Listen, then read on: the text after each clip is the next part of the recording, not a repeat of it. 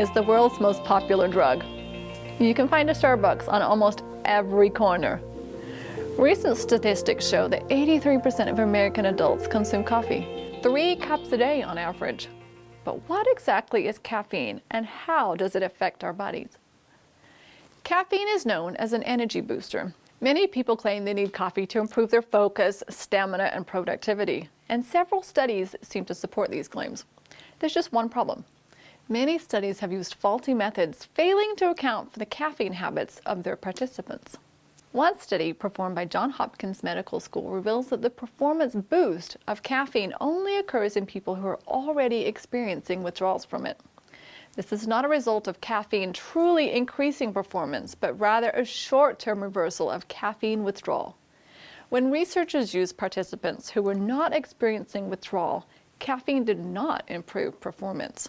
And one of the things we find with caffeine is that even though people seem to be able to do things faster and for a longer period of time, it's not uncommon that they make more mistakes. They've even had notes about sports teams, and so they want them to have more energy. They give them, so they have them take sports drinks or beverages containing caffeine, and they do have more energy, but they made more mistakes and errors. This has also been shown, like in people type. They can type faster, but they make more mistakes. So all in all, you're going to be much better off not using caffeine. The caffeine is a stimulant. The chemical name is trimethylxanthine. It speeds up the heart rate, increases the blood pressure because it causes vasoconstriction, which is making the blood vessels smaller. And it's very interesting, many patients who I've worked with who have high blood pressure, and I ask them to use coffee or tea, which of course the traditional coffee and tea both contain caffeine. And they say yes.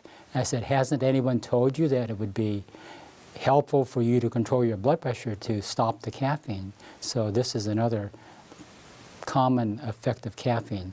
It raises the blood pressure, as well as we mentioned, increasing the gastric secretions. So if people have trouble with ulcers, gastroesophageal reflux disease, or GERD, again, they're going to be better off to avoid beverages containing caffeine.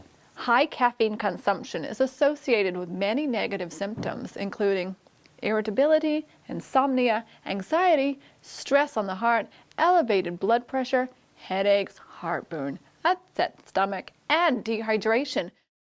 Many people use caffeine to stay awake. This may work temporarily, but in the long run, caffeine causes serious sleep disturbances. It makes it more difficult to fall and stay asleep and disturbs the important REM phase of the sleep cycle. Caffeine users often fall into a vicious cycle. The same caffeine they depend on to wake up in the morning keeps them from getting quality sleep at night. One of the things we look at with caffeine is what we call the half-life of caffeine. And the half-life of caffeine is between 4 and 5 hours. In other words, you take a dose of caffeine in the morning, say at 8 o'clock, to wake up, and in 4 hours, half of that will be gone. Another 4 hours, half of what's left will be gone.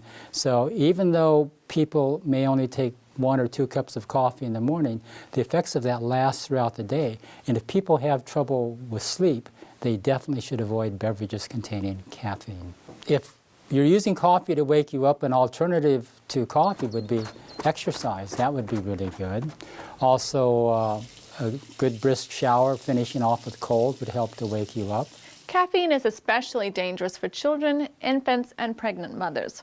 It has been linked to low birth weight, as well as a variety of health and behavioral problems. I would not encourage children to use caffeine. Again, it's a stimulant.